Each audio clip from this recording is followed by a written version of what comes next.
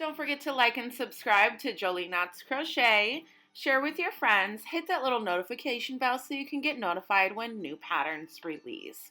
All our videos are available in left and right-handed tutorials.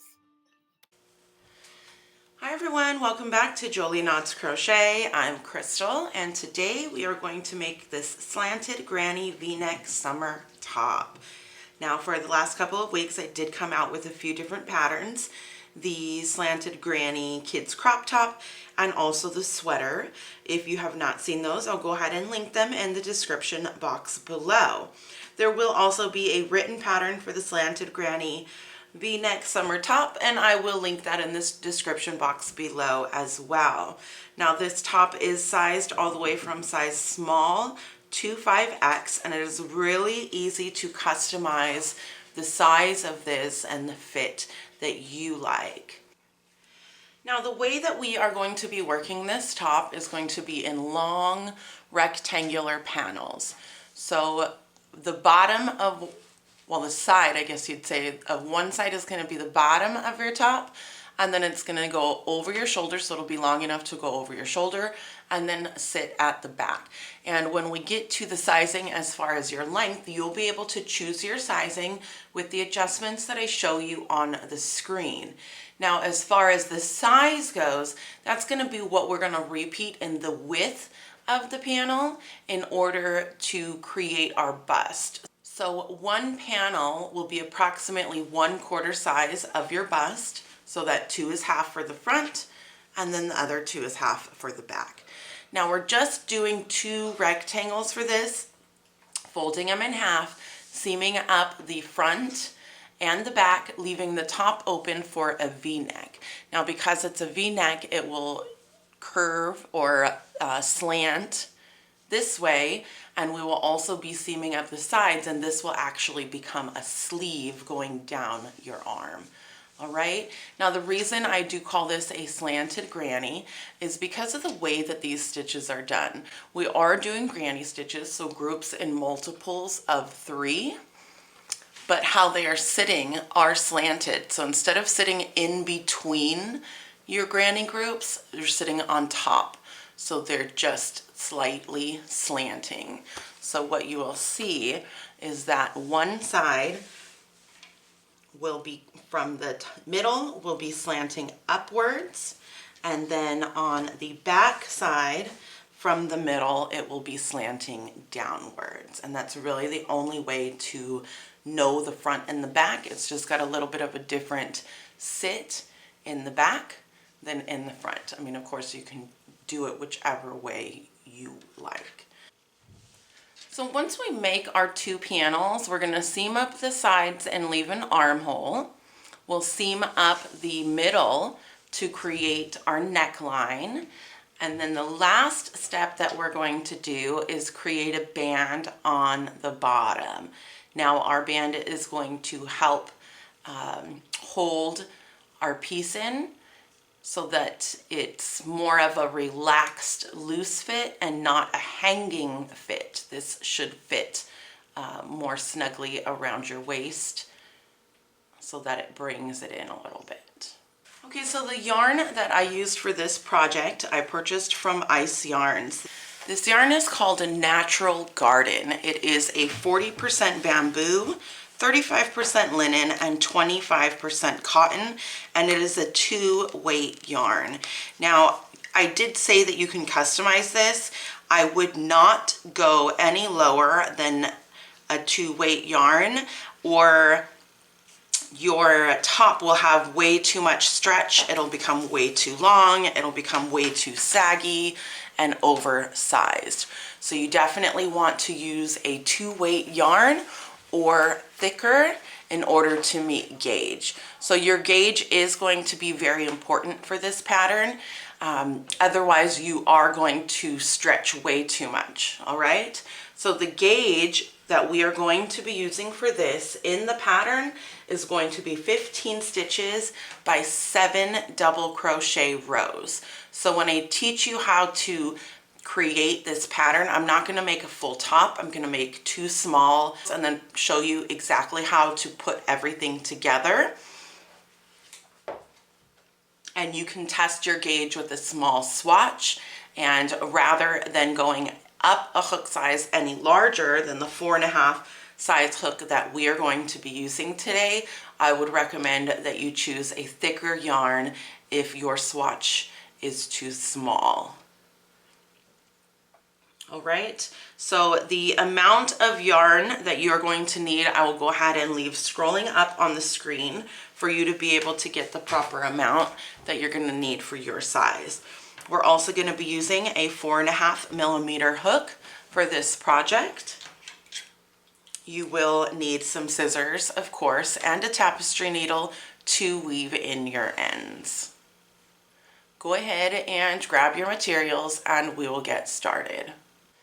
All right, so to get started on this, we are just going to take our hook and get a slip knot on there. The first thing that we're going to do is choose our starting chain.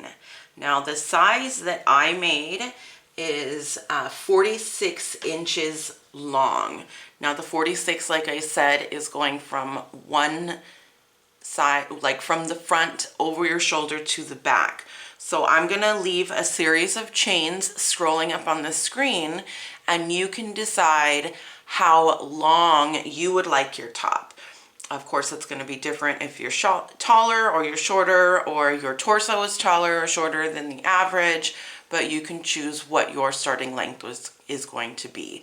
Now, remember, I did say to be careful when doing your gauge, because if you do have to go up a hook size, this is going to cause your length to be much, much longer than it should be, because there's going to be way too much stretch, okay?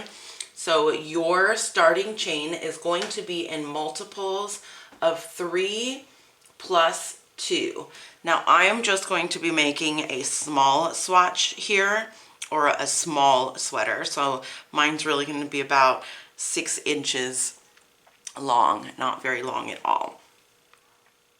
So go ahead and do the chains that you would like for the length of your sweater, or you can work the swatch along with me. If you are just working a swatch, you are going to chain 17 in order to get started on just the small swatch to see what your gauging is like. So go ahead and work your chains out, and I will meet you back for the first row. Okay, so getting started on your first row, row 1 is going to be just single crochet row. So we're going to single crochet into the second chain from your hook and into every chain going all the way down. Row 1 is just single crocheting all the way down. Now, the reason we're not doing a foundation single crochet is because this is your neckline. We want our neckline to be more stable and not to have a lot of stretch to it, so it does not stretch out. If we do a foundation single crochet, it will be a lot more elastic and a lot more stretched out from the size that we're looking for. Go ahead and finish out your single crochets, and I will meet you back for row 2. Our repeat rows will be rows 2 through 5. It is a 4-row repeat. I will teach you how to do the first rows and then tell you exactly how many repeats to do of those rows for the size that you are working. Okay, here I have, I've completed my first row of single crochets. Now remember, I told you I'm going to be doing a short, small top. Right in the middle of your single crochet row is going to be where your shoulder sits.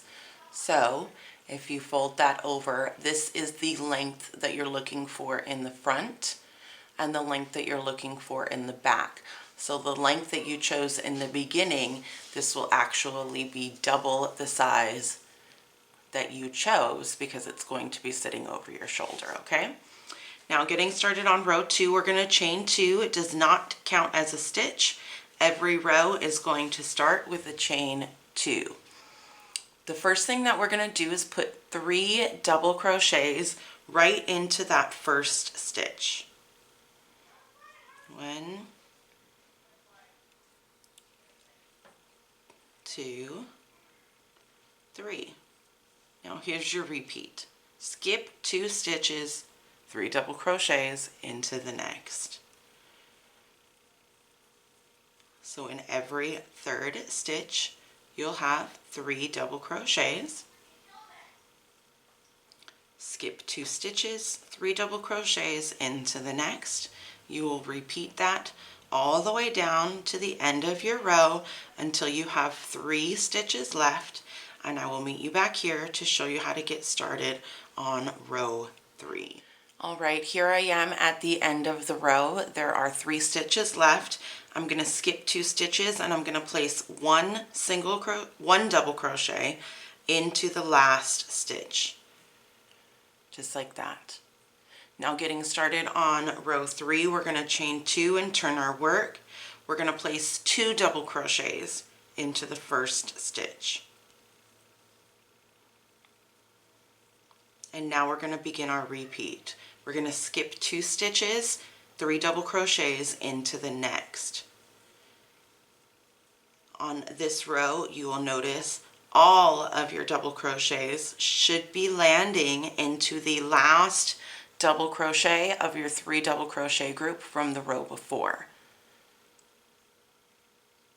Skip 2 stitches, 3 double crochets into the next until we get to the end of the row.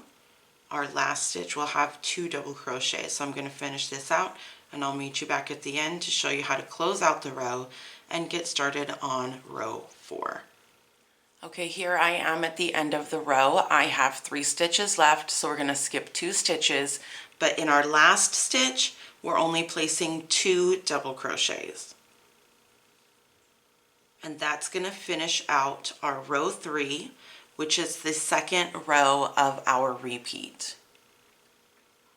Getting started on row 4, we're going to chain 2. Remember, that does not count as a stitch. We're going to turn our work and we're going to start with 1 double crochet into the first stitch. Now rows 4 and 5 are essentially a repeat of each other. I will show them both to you, but the repeat is the exact same. So it's 1 double crochet into the first stitch, skip 1 stitch, and then 3 double crochets into the next.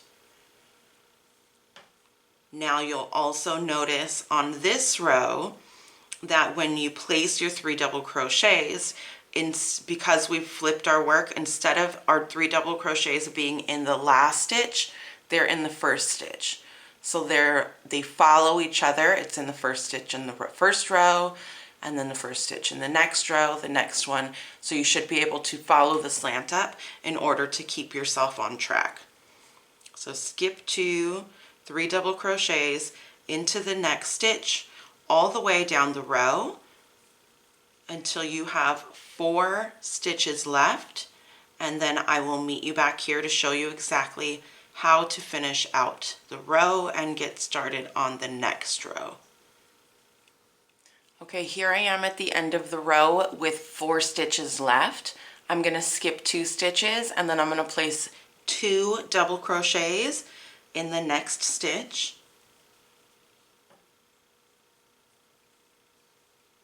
And then I'm going to place 1 double crochet into the stitch after that. So your row should be ending with 2 double crochets and then 1. Now I'm going to show you row 5, which, like I said, is essentially a repeat of row 4. Chain 2 and turn your work. 1 double crochet into the first stitch. Skip 1 stitch and 3 double crochets into the next.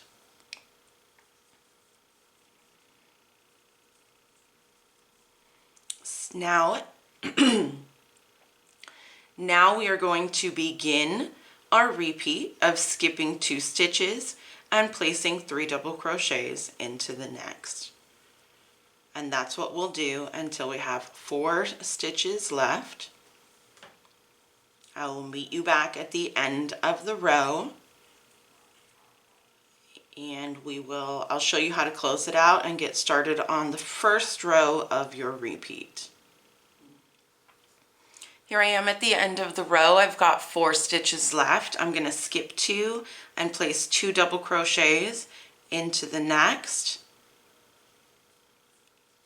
and then 1 double crochet into the last stitch. That is your 4-row repeat.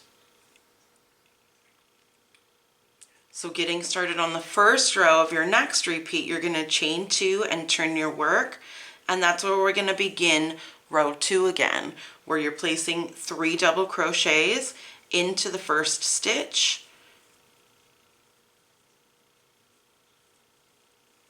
skipping 2 stitches, 3 double crochets into the next. So you are going to repeat rows 2 through 5 until the size that you are working on. So for example, the size that I worked here, this is the size of one of my panels.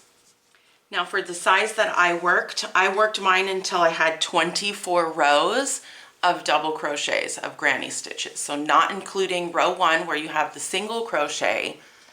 Now that's not, of course, a multiple of 4. So all I did was continue my repeats, 4, 4, 4, and stopping at whatever row that ends on the last row. So if you have 17 rows, you're going to do 4 repeats and then 1 extra row of the first.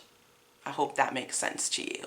You're going to need the total amount of double crochet rows for what you've seen scrolling on the screen, and that's going to be approximately 1/4 size of your bust, the height of that. The width of it is going to be the length, or half the length, remember? So what you're going to do now is you are going to finish that out, and then you're going to make a second panel exactly like it, and we're going to place our 2 panels together. Now when you finish out your first panel, you're going to want to leave a tail, a long enough tail to seam up the side of your panel, so that way we can leave and create an armhole. Okay, so you're going to leave probably approximately a 20-inch tail or so we can have enough to seam up the entire side. So go ahead and make your 2 panels, and then I will meet you back so we can seam the sides up, we can seam the middle up, and then we could also get started on the bottom band. Okay, so once you have your 2 rectangles completed, of course yours are going to look a lot larger than mine. I'm just making mine small size to show you exactly what to do. You will want to lay them out such as this, and make sure that the second row, row 2, the front is facing you on one side and the back is facing you on the other. Now what that's going to do is actually allow our granny stitches to be slanting in the same direction and for our seams to stay straighter. So we'll go ahead and fold over your rectangle. This in here will be your neckline, and this will be the opening for your arm.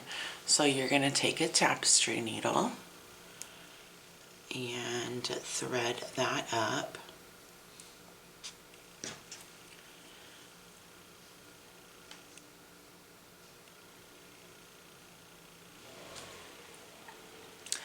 And what we're going to do here along the side, the last side that you finished, is we are just going to seam up. We're going to whip stitch actually through the top of the stitches. And you're just going to keep whip stitching those to close. This is going to be the outside of your body, or like your side hips. And we're going to be leaving an armhole here. Now I will leave, scrolling up on the screen, the approximate amount of stitches to leave open when you are working on your arm. and the approximate amount of stitches will be left open in order for you to be able to fit your arm through. Now this should fit, your arm should be more fitted so that it doesn't look like loose and dangly or saggy. So you'll just seam up the sides there. Okay, and then you will go ahead and work on the same thing on the other side, making sure to leave the same amount of stitches that you left for your armhole on the first side. Okay, so now that we have the sides seamed up and our armholes left open, we are going to we're going to leave a neckline. Okay, so this is where our neckline will be, and depending on if you're working a size small to a size 5X, you're going to leave anywhere from 8.5 to about 10.5 inches open on your neckline. And I will go ahead and leave those also scrolling on the screen for you. Now, when we seam our panels together, we are just going to go through one chain on one side, one chain on the other side, and pull it through.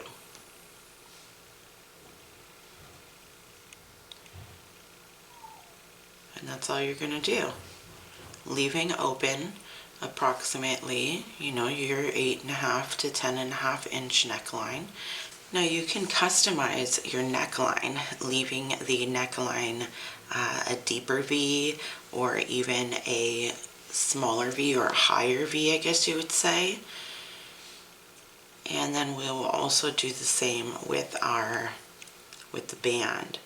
I have a thin band on this one with a 6-stitch band. You can choose to make it longer if you like, if you want a longer one. So let me go ahead and seam up these necklines, and then I will meet you back and show you how we are going to get started on the band.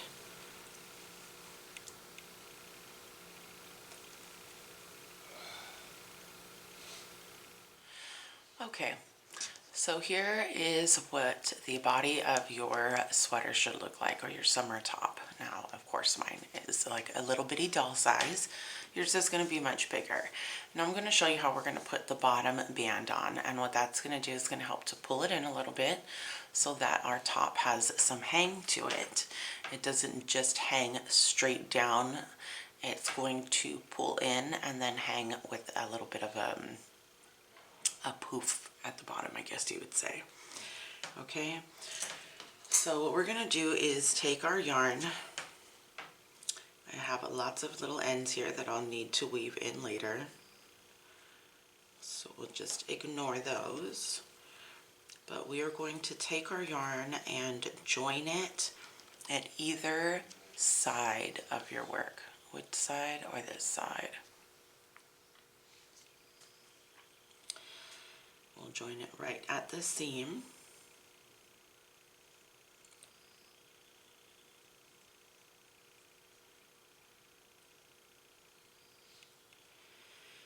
Okay, and so from here we're going to chain 7.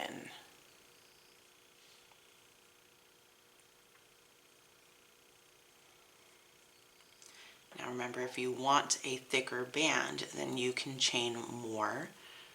That's not a problem. Okay, now we're going to single crochet up the band, or up the chain back up to the body, second loop from your hook, and each chain after that.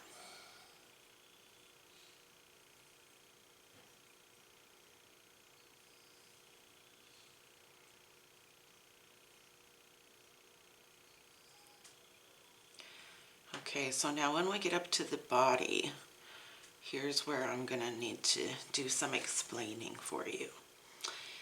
Each of these stitches on the body are double crochets, but they're going in the long direction.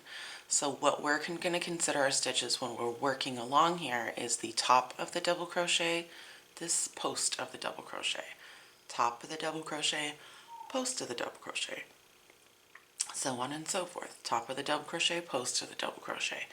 So when we get back up to the body, we're going to go into our first stitch, which is the top of the double crochet right here, and we're going to make a single crochet. Now, because we're trying to get our band to pull in together, only we're not changing our hook size, we are going to single crochet 2 together. So around the post of the double crochet, and then the top of the double crochet. Those are the stitches we're going to use to single crochet 2 together. And now we'll turn our work. We'll skip the 2 stitches that we just created, and then working back down the band, we will single crochet into the back loop only, continuing on to the band that we're working on.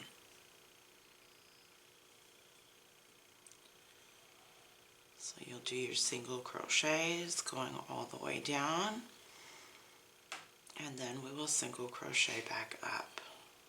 So here is my last single crochet.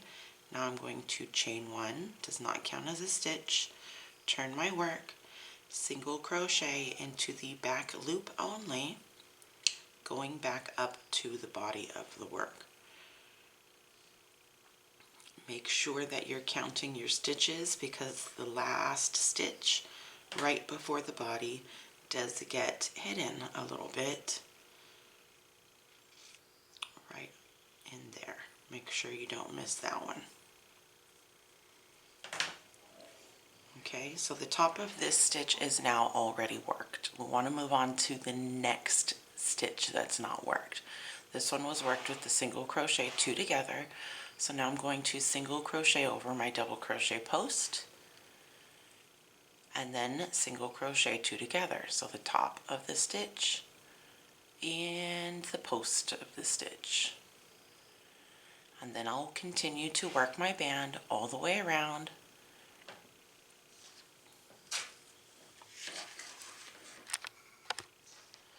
I will work my band all the way around, and then I will just slip stitch together to join. Once you finish your band and slip stitch that together, the last step you're going to do is just to put a single crochet edging all the way around where your armhole is. And that's just going to help to keep it from stretching out and losing its shape, giving it just a little bit more stability, all right? All right, everybody, thank you so much for watching Jolie Knots Crochet. I'm Crystal, and you can still join me on Facebook or Instagram under Jolie Knots Crochet, or you can join the Jolie Knots Crochet community group on Facebook and show us what you've created.